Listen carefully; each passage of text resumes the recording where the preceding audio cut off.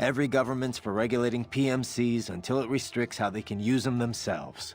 It gets complicated when you try to put it all in exact legal terms, too. A treaty would need to distinguish a PMC's home nation, the one it's active in, and the one that contracted it. Then you have the industry itself, which isn't exactly thrilled at the prospect of greater regulation. There's just so many different parties involved, and everyone's got their own motivations. So yeah, long story short, we're a long way from getting anything legally binding anytime soon. Sorry I asked. Raiden, head for the oil refinery. Raiden.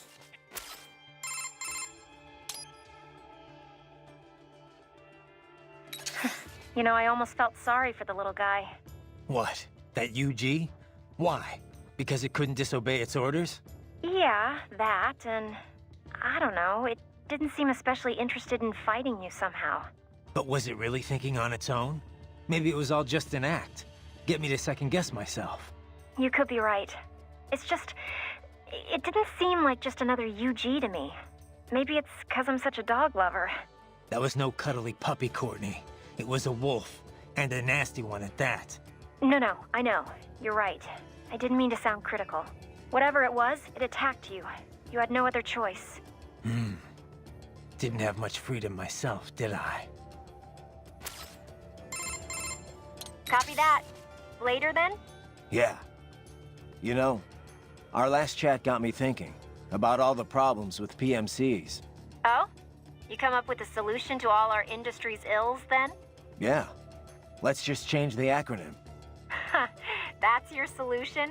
Just change the name and change the reputation, eh? To what? I know you like private security provider, but that'd be PSP. Private military security? PMS? Well, the Montreux document uses PMSC, right? Private Military and Security Company. A bit more comprehensive. And a bit more awkward too, I guess. Seems like it never really caught on. Yeah, we only use PMSC on contracts, or when we're specifically excluding older-style PMCs. I guess once a name sticks, that's it. Old habits are hard to break. Right. Besides, I think we're past the point that a name change would do much for the industry's image. I get your point. Though it did work once before. We don't call them mercenaries anymore, do we? By the way, Raiden, we're not picking up any EXIF codes here either. They're all unaffiliated. Makes sense. We're enemies. Desperado's EXIF code won't match ours, and vice versa. How much do you know about how EXIF works? Not much. Just that it comes up as a positive match for friendlies and unaffiliated for anyone else. Which could be friendlies or neutrals not broadcasting the same code for some reason. Say a damaged transmitter or signal interference. But 99 times out of 100, yeah, it's an enemy. EXIF is based on the IFF radio system aircraft use. Stands for Expanded Identification Friend or Foe. Too bad it only actively IDs friends and not enemies. But I guess asking troops to broadcast, "Hey, enemy here, kill me," would be a bit much. Telling friends and enemies apart was always a problem in the air, but it's gotten tricky on the ground too. Especially in the war on terror, with all these PMCs and multinational forces mixing together. The US Army experimented with infrared patches to ID allies. They'd show up in night vision.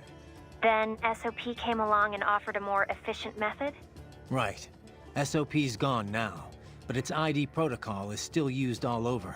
ID chips and dog tags, transponders required on all vehicles, aircraft, UGs, cyborgs, you name it. But if everyone's using the same basic system, how do armies hide their info from the enemy? Heavy-duty encryption for one. The chips also use a hybrid cross-spectrum system to transmit the data. Without the proper key, it's hard to pick up the signal in the first place. PMCs typically only share their codes with nations or other PMCs they're working with. What happens if they end up on different sides later, like in a separate conflict? They just generate a new code and encryption key. The point is, EXIF is required on all combat units, but it's pretty easy to hide the signal. And 99 times out of 100, unaffiliated means it's a hostile? Right. Just like with IFF and aircraft. You're a quick study, Courtney. Nice history lesson, Teach. Now, if you're done, I think you have a nation to save. Just a little on-the-job training, Kev. Riding out. What's up? No? Did you need... No, just wanted... Oh. A most fascinating opponent, wouldn't you say? What did you make of it, Doc? Well, everything it said seems feasible enough. It's true all UGs feature high-level AI these days. Given enough time to adapt and learn, a neuro AI could certainly become able to comprehend speech. Then, with the right interface, speech and conversation will be possible. But what about it having actual intelligence? John Searle disproved the viability of the Turing test back in 1980. In other words, just because something talks like a person doesn't mean it's really thinking. It could just be following some program designed to make it seem as intelligent as possible. I'm impressed. You seem quite knowledgeable in this field. I had a pretty memorable chat with an AI once, about 10 years ago. After that, I did a little reading. Ah, yes, of course. The Patriot AI. I heard of this. Was it actually intelligent, or just programmed to pretend? I'm still not sure. I suppose it depends on how one defines intelligence. For example, many term chess-playing AIs and such as having sectional intelligence. Some in the field believe that sentience or self-consciousness is a necessary part of the definition. When you ask if this UG had intelligence, I suspect this is more your criteria? Yeah, of course. Then you could ask, how do you define sentience exactly? And on and on and on. Indeed. These terms can indicate a wide variety of meanings depending on one's understanding. Perhaps it is less important to ask if the AI was intelligent or not than to ask how did the AI operate. After all, labels are useful only when they further pursuit of the truth. And that, as you well know, is the goal of all science. Sure, Doc. Thanks. I guess. Doc, that wolf UG, you think it's possible to repair it? Why do you ask? Just curious. Well, normal brain tissue degrades starting approximately 3 minutes after the heart stops. With neural AI, however, the spin of the internal electrons is retained even after electric power is cut. Assuming there is no damage to the actual AI hardware itself, yes, repairs should be possible. Okay. Whatever state it is in, I would certainly appreciate it if you could bring it back with you. I'll see what I can do. But the mission takes priority. Of course. I would never suggest otherwise. But let's just say this thing is what it claimed to be. You think there are other intelligent UGs out there? Because if that's the case, I've got a feeling future missions are only gonna get rougher. Indeed. Dozens of UGs chatting away on the field would be enough to drive anyone to distraction. Neural AIs are not von Neumann computers, keep in mind. Structurally, they are closer to human brains. Hardware and software are indivisible. The learning data can't simply be transplanted to other AIs. So it can't be copied or backed up either. Normal UGs must be taught individually. This entails streaming provisional, audiovisual, and body sensor data until it's ready to be shipped out. This process can be sped up by increasing and improving processing speed. But I have no data on how long it would take to train such an AI how to converse. I couldn't even tell you if there's a training program established for such a thing in the first place. If it is indeed a prototype, it likely learned and honed its skills via the process of trial and error. So it's unique. I cannot say with certainty, but I have not heard of any UG like this before. I would imagine that it was telling the truth when it called itself an experimental prototype. There may be others. Or perhaps it's the only one in existence. Glad we narrowed that down then. My apologies, Raiden. I realize we never concluded our discussion on carbon nanotube muscle fibers. Didn't we? CNT drove major innovations in the field of cybernetics, not to mention unmanned gears. As I'm sure you are aware, Walker-type UGs require numerous linear actuators in order to function. Previously, organic polymers or cultivated muscle cells were used to that purpose. But the advancement of CNT technology allowed for comparable power in a far more compact package. This meant the same size UGs could be equipped with even greater firepower. Take the redesigned Metal Gear Ray, for example. They took all the space the old artificial muscles filled up and stuffed it with weapons. Precisely. Of course, UGs have improved in many ways, all to keep pace with cyborg advancements, you know. After all, the original Metal Gear program was designed to unite infantry and weaponry. As an evolution of this concept, the UG is now in direct competition with the cyborg.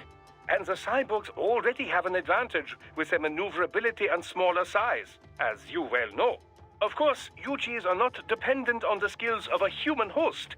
Long story short, watch out for UGs. Well, yes, basically. Cyborgs have matched unmanned gears in many respects, but then UG tech advances every day. Do not underestimate any you might run into. Copy that. Doc, all the UG talk got me thinking. Why don't we see more manned gears? Ah, yes, with a pilot. The bipedal tanks and such things, I must confess I have not followed the field closely as of late. But then, who has?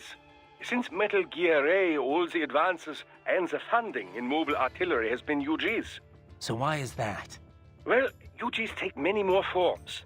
Aerial drones, treaded tanks, armored transports. And they are perfect for the 3D work. Jobs too dull, too dirty, or too dangerous for men. True Metal Gears with a pilot and nuclear payload were huge and very expensive. They were not practical. It turned out the greater need was for smaller, cheaper units, deployed more easily and in greater numbers.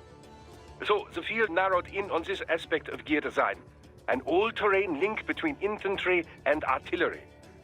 But even then, the UG models were more popular. In most cases, they simply made more sense. But aren't there situations where you'd want gear-level power, but also a human pilot there to make decisions? UG AI has gotten better, but it's still terrible at handling anything unexpected. But Raiden, this is exactly the role the cyborg has taken. On the manned gear, any advantage over a cyborg in offensive power comes with a matching increase in size. This makes it so large as to no longer be practical for most infantry missions. Conversely, the smaller models are so close to cyborgs that, well, what is the point? Cyborgs are smaller, cheaper, more nimble. Precisely. Perhaps soon we will see the cyborg take the place of the UG, as the UG has done to the manned gear.